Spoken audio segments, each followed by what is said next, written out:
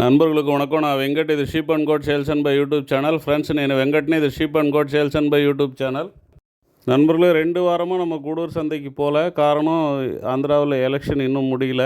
அதனால் பணம் எடுத்துகிட்டு வர்றதில் சிரமம் இருக்குது அப்படின்றதுனால நம்ம போகாமல் இருந்தோம்.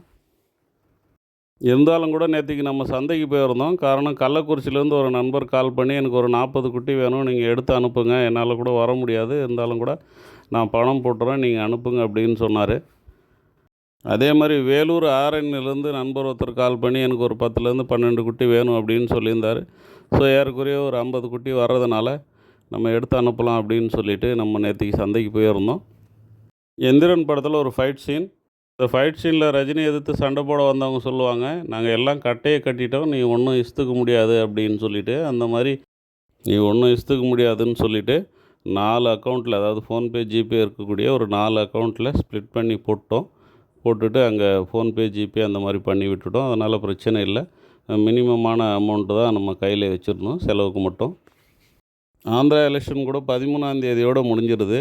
அதுக்கப்புறம் குட்டி எடுக்கிறவங்க தாராளமாக எடுக்கலாம். வர முடியாதவங்க கூட நீங்கள் பணம் போட்டு விட்டிங்கன்னா நான் குட்டியை எடுத்து அனுப்பிச்சி விட்டுறேன்.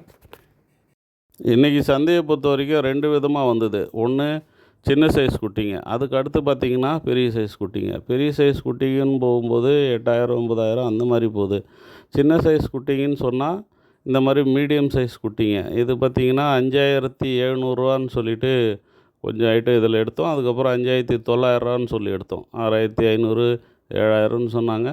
அது சின்ன குட்டின்றதுனால நம்ம அடித்து பேசி 5700 5900 அந்த ரேஞ்சில் எடுத்தோம். இன்றைக்கி குட்டி கேட்டவங்கள பொறுத்த வரைக்கும் 3 மாதம் வளர்த்து விற்கிறவங்க, அதாவது மட்டன் யூனிட்டுக்காக குட்டிங்க எடுக்கிறவங்க. ஸோ அவங்களுக்கு போய்ட்டு நம்ம 8000 9000 குட்டி எடுத்து கொடுத்தோன்னா அவங்க 3 மாதம் வளர்த்து விற்கும்போது திரும்ப ஒரு 10,000 11,000 தான் குட்டிகளை கேட்பாங்க. ஸோ அவங்களுக்கு ப்ராஃபிட் இருக்காது. நம்ம சின்ன சைஸ் குட்டி விலை கம்மியாக எடுத்தால் மட்டும்தான் அவங்களுக்கு ப்ராஃபிட் இருக்கும். ஸோ அந்த வகையில் நம்ம இந்த சின்ன சைஸ் குட்டிகளை எடுத்தோம். 6000 6500 போயிருந்தால் கூட இதை விட கொஞ்சம் பெரிய சைஸ் எடுக்கலாம். ஆனால் அந்த சைஸ் குட்டிங்க வரல. குட்டிங்க வரத்து இன்றைக்கி கம்மி தான். காரணம், நம்ம எப்படி பணம் எடுத்துகிட்டு போகிறதுக்கு சிரமப்படுறோமோ அதே மாதிரி குட்டிகளை வாங்க போகிறவங்களுக்கும் பணம் எடுத்துகிட்டு போகிறதுல சிரமம் இருக்குது. ஸோ அதனால் குட்டிக்கு வரத்து கம்மியாக இருக்கலாம் அப்படின்னு தான் சொல்கிறாங்க. நெக்ஸ்ட் வீக்லேருந்து இதெல்லாமே ஓரளவுக்கு கிளியர் ஆகிடும். நம்ம இந்த சைஸ் குட்டிகளை எடுத்ததுக்கு 2 காரணங்களை சொல்லலாம். ஒன்று, இது எல்லாமே ஒரிஜினல் ஒங்கோல் ப்ரீடு. இந்த குட்டிகளை நீங்கள் வளர்த்து விற்கும்போது அந்த பக்ரீத்துக்காக, அடுத்த பக்ரீத்துக்காக குட்டிகளை வாங்குகிறவங்க இதை வாங்கிறதுக்கு வாய்ப்பு இருக்குது. அப்புறம் ஃபீடு காஸ்ட்டுன்னு ஒன்று இருக்குது. இப்போ நம்ம பெரிய சைஸ் குட்டிகளை எடுத்தோம், மீடியமாக இல்லை அப்படின்றதுனால சின்ன சைஸ் வேண்டாம் பெரிய சைஸை எடுக்கலாம் அப்படின்னு சொல்லி போனோன்னா ஃபீடு அந்த 3 மாதத்தில் அதிகமான ஃபீடு நமக்கு செலவாகும். ஸோ அந்த ஃபீடு காஸ்ட்டையும் நம்ம பார்க்கணும். அதெல்லாம் கணக்கு வச்சு விற்கும்போது ப்ராஃபிட் வருமானதையும் நம்ம கருத்தில் எடுத்துக்க வேண்டியதாக இருக்குது. ஸோ இந்த குட்டிகளை நம்ம வளர்க்குறது ஸ்டார்டிங்கில் கொஞ்சம் சிரமம் இருக்குது. இருந்தால் கூட கொஞ்சம் கஷ்டப்பட்டு இது வளர்த்துட்டோன்னு சொன்னால் நல்ல ப்ராஃபிட் நம்ம எடுக்கலாம்.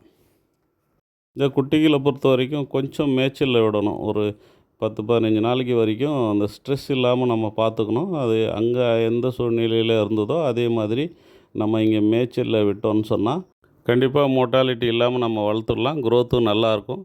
அந்த மாதிரி வாய்ப்பு இல்லாதவங்க பச்சை தீனி, அதாவது வேப்ப மண்டை அந்த மாதிரி ஆடுகள் சாப்பிடக்கூடிய மரத்தழைகளை நம்ம ரெகுலராக கட்டி விடணும்.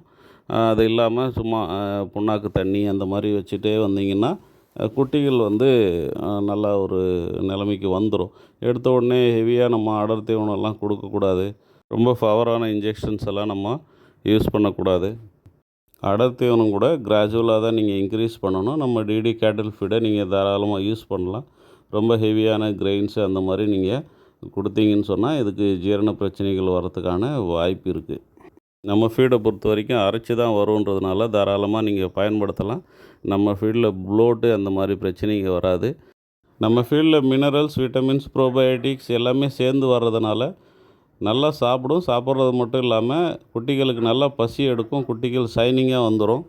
குறிப்பாக ப்ளோட்டு பிரச்சனைலாம் வராது. இருந்தாலும் கூட நீங்கள் ஸ்டார்டிங்கில் கொஞ்சம் கம்மியாக கொடுத்து ஸ்டார்ட் பண்ணுங்கள். மிச்சம் வைக்காத அளவுக்கு கொஞ்சமாக போடுங்க. சாப்பிட்ட பிறகு அதுக்கப்புறம் நீங்கள் கொஞ்சம் கொஞ்சமாக இன்க்ரீஸ் பண்ணுங்கள். கள்ளக்குறிச்சியிலேருந்து எடுத்த நண்பர் கூட ஒரு 10 மூட்டை ஆர்டர் போட்டார். ஜென்ரலாக இன்றைக்கி பார்த்திங்கன்னா சின்ன சைஸ் குட்டிங்க வந்தது, ஒரு பெரிய சைஸ் குட்டிங்க வந்து மீடியம் சைஸ் குட்டிங்க அவ்வளோவா வரல. பொதுவாக குட்டிகளுடைய வரத்து இன்றைக்கி கம்மி தான். இன்றைக்கி நம்ம ஒரு 52 குட்டி எடுத்தோம். அந்த வண்டியில் ஏற்றிட்டு இருக்கிற குட்டிகள் தான் அந்த 52 குட்டிகள். இந்த 52 குட்டிகளையும் நம்ம 2 பேட்சாக எடுத்தோம். 5700 ஒரு பேட்ச்சு, 5900 ஒரு பேட்சுன்னு சொல்லி எடுத்தோம். இது தவிர வேறு சில குட்டிகளுடைய விலை நிலவரங்களை கேட்டோம். టైం ఉందా నాది அடுத்த వీడియోవా நான் పోడ్றேன். ఫ్రెండ్స్ ఈరోజు గూడూరు సంతలో నుంచి మనం ఒక 52 పిల్లలు ఎత్తినాము. 5700 పిల్ల అని చెప్పేసి ఒక బ్యాచ్, 5900 పిల్ల అని చెప్పేసి ఇంకొక బ్యాచ్ ఎత్తినాము. మొత్తం వచ్చి 52 పిల్లలు. మీడియం సైజ్ పిల్లలు రాలేదు కాబట్టి కొంచెం చిన్న సైజ్ పిల్లలు ఎత్తినాము. ఇంకా పెద్ద పిల్లలు ఎత్తినామంటే 3 నెలలు సాకి అమ్మే వాళ్ళకి లాభం ఉండదు కాబట్టి మనం ఈ చిన్న పిల్లలు ఎత్తినాము. ఈ చిన్న పిల్లల్ని స్టార్టింగ్లో కొంచెం కష్టపడి సాకేసినామంటే మనకి ప్రాఫిట్ ఉంటుంది. ఇది కాకుండా ఇంకా కొంచెం పిల్లల్ని వెల అడిగినాము మనం. టైం ఉంటే ఆ డీటెయిల్ అంతా కూడా నేను ఇంకొక వీడియోగా పెడతాను. Okay friends.